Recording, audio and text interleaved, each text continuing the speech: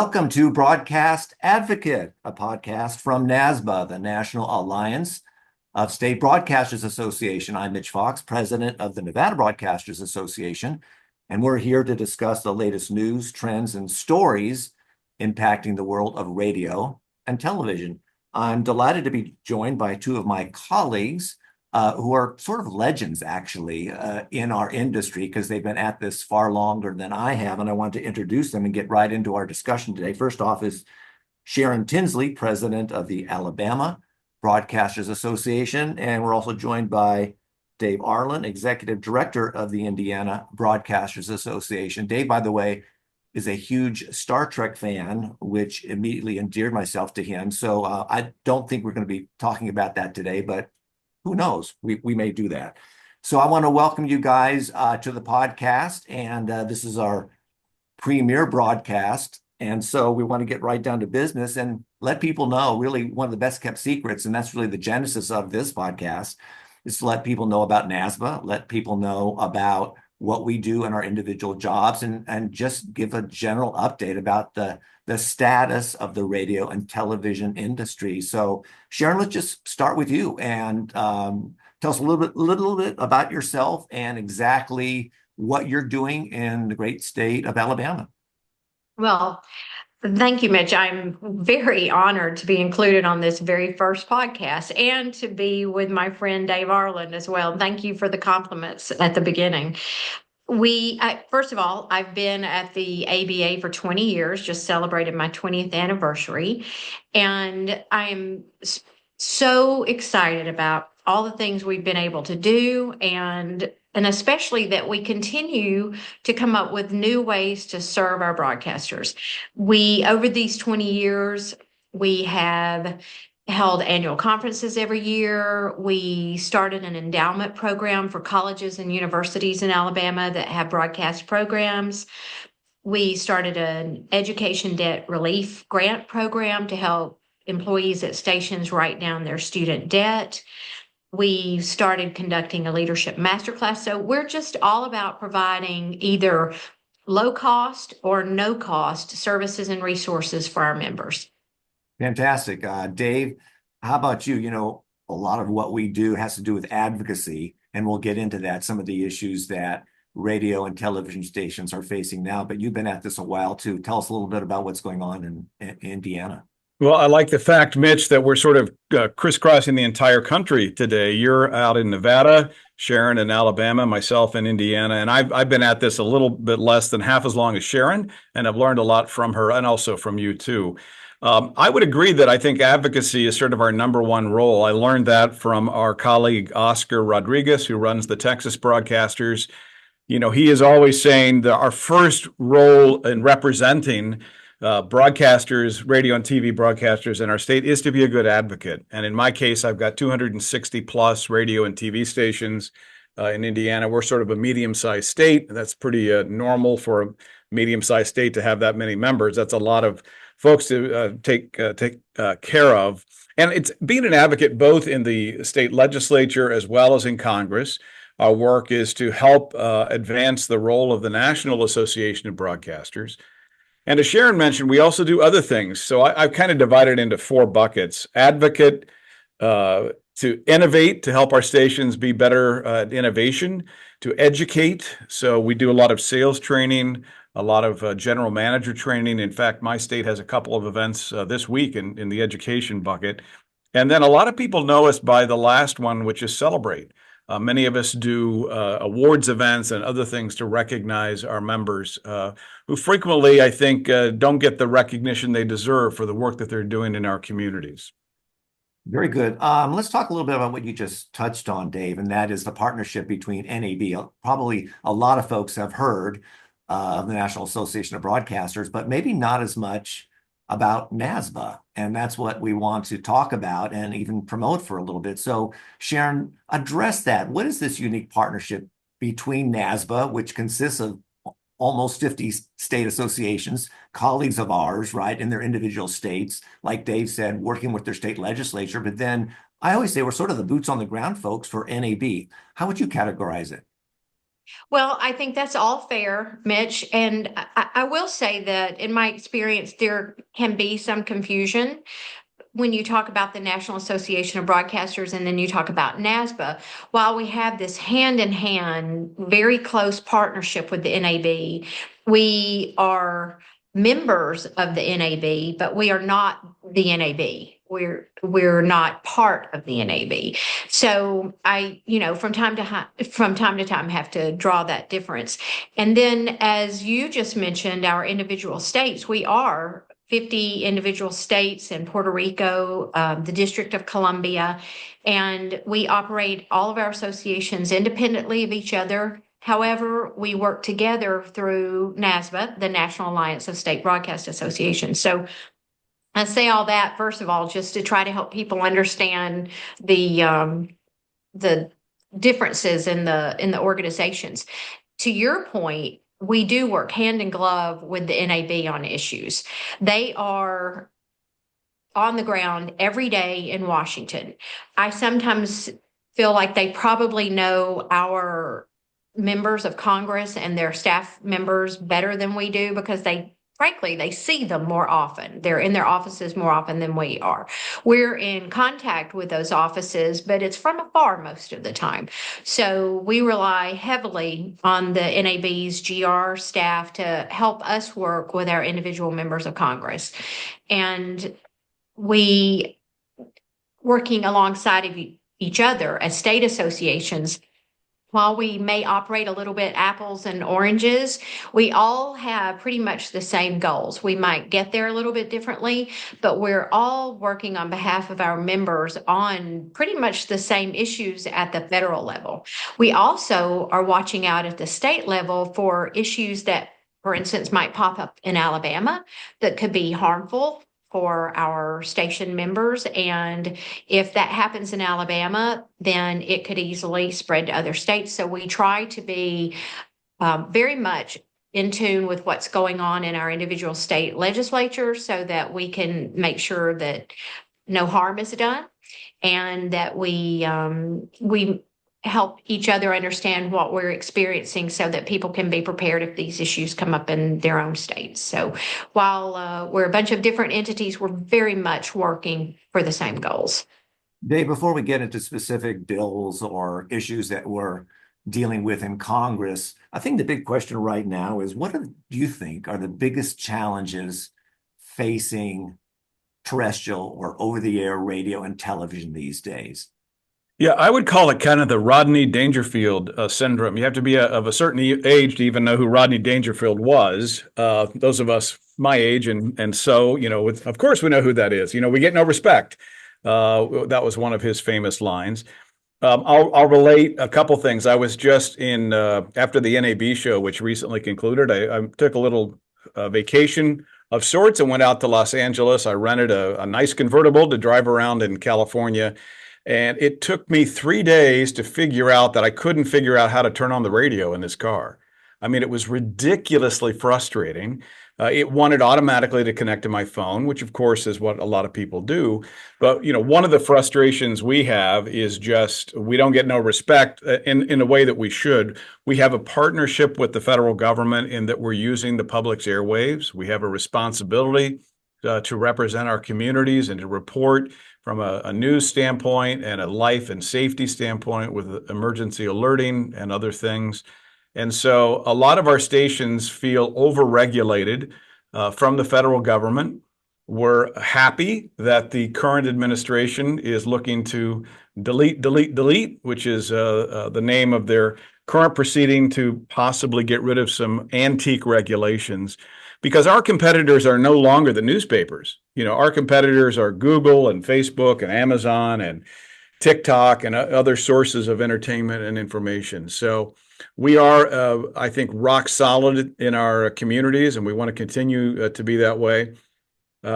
Just to come back to your question about NASBA, I am going to use a Star Trek reference. I can't resist, Mitch. We're like the Starship Enterprise, right? We are members of NASBA. The NASBA states are like starships out there in the universe.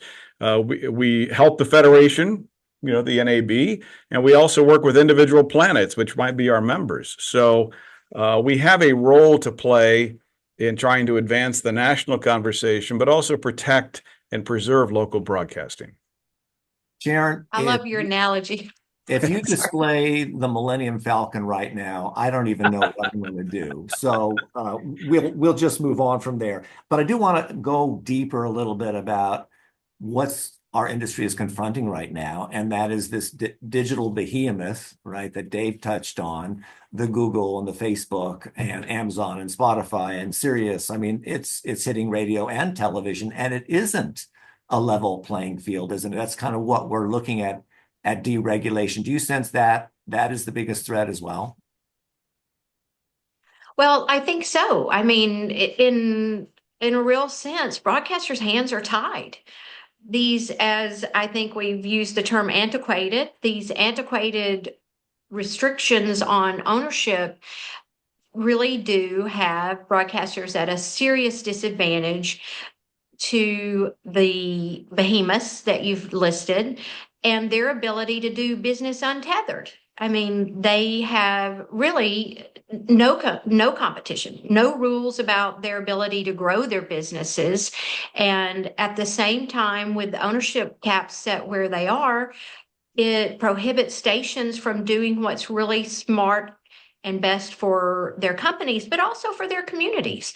I mean, I think that we would see an expansion of local news coverage if this kind of ownership change was made. I've sat in the room with some of my radio broadcasters. We've talked a lot about how this will impact television, but I've sat in the room with my radio broadcasters who also see the advantage of being able to expand their small businesses. And I'm talking about local owners being able to expand their small businesses and their small companies within their own community and nearby communities if these caps were raised. To me, I think the biggest thing we got going for us is that we're free. And I'm not sure how we communicate that better, but my young sons, I tell them all you need is an antenna to slap on the back of that flat screen, and you can watch all these football games. You could go watch your wonderful sitcoms, whatever you're watching, and it's like a light goes on. And they're millennials, so we tend to blame millennials for everything, and why not? They're there.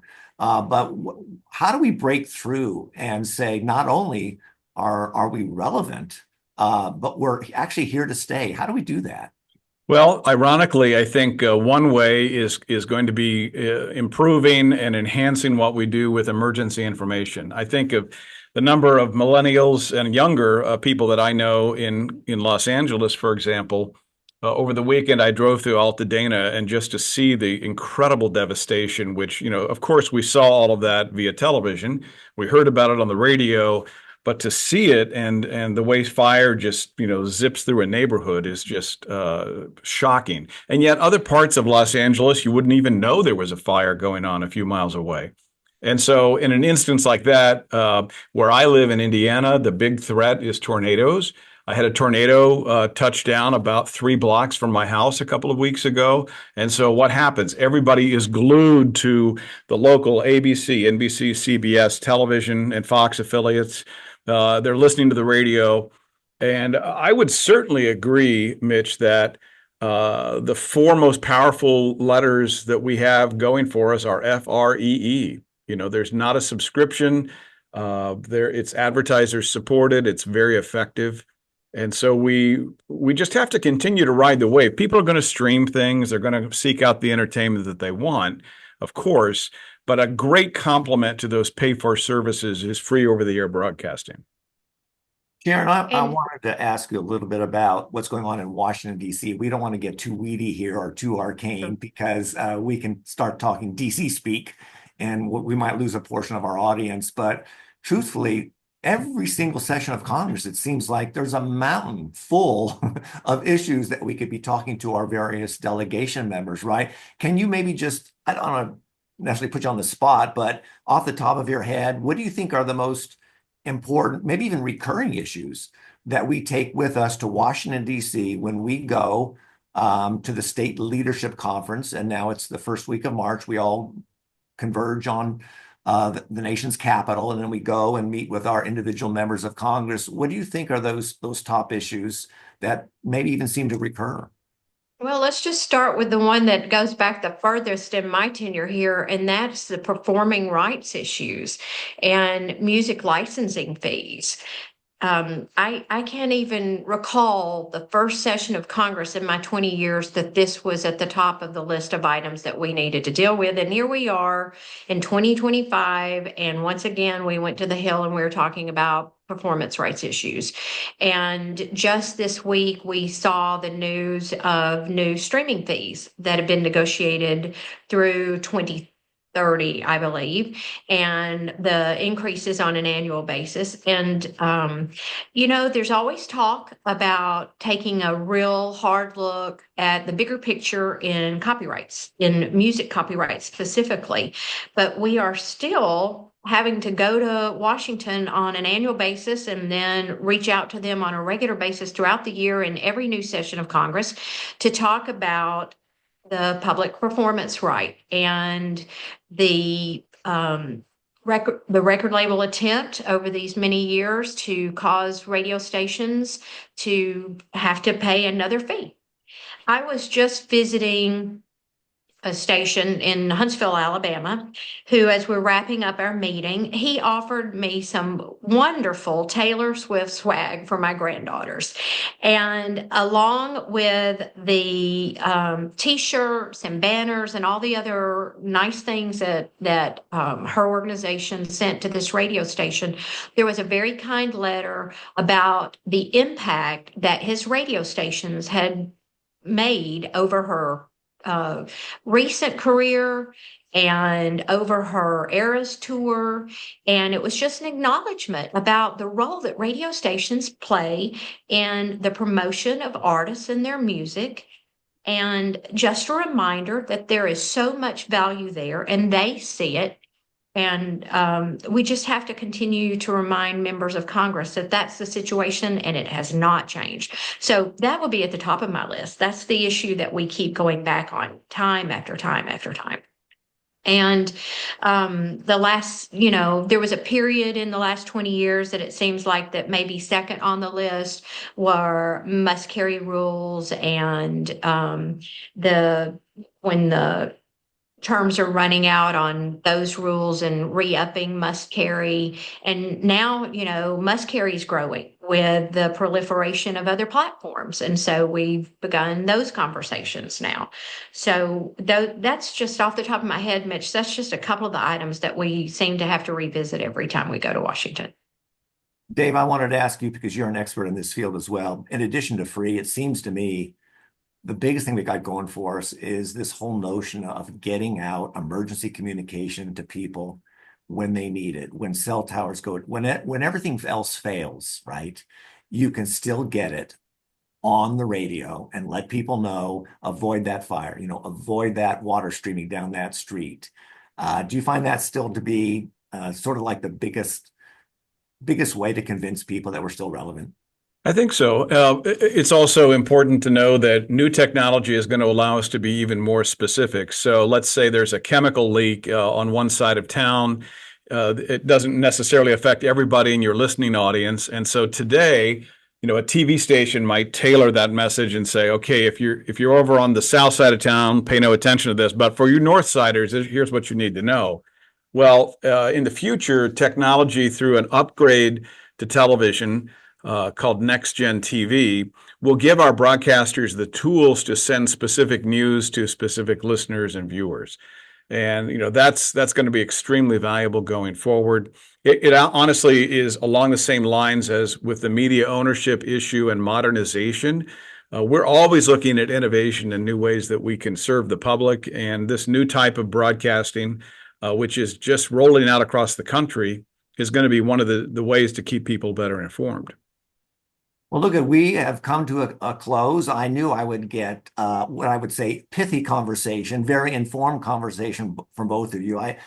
I'd imagine that in grade school, you the guys that always had your hands up with the answer when the teacher asked a question. So I want to thank you a lot, and I do want to thank actually Jordan Walton and Kyle Geiser for putting this podcast together.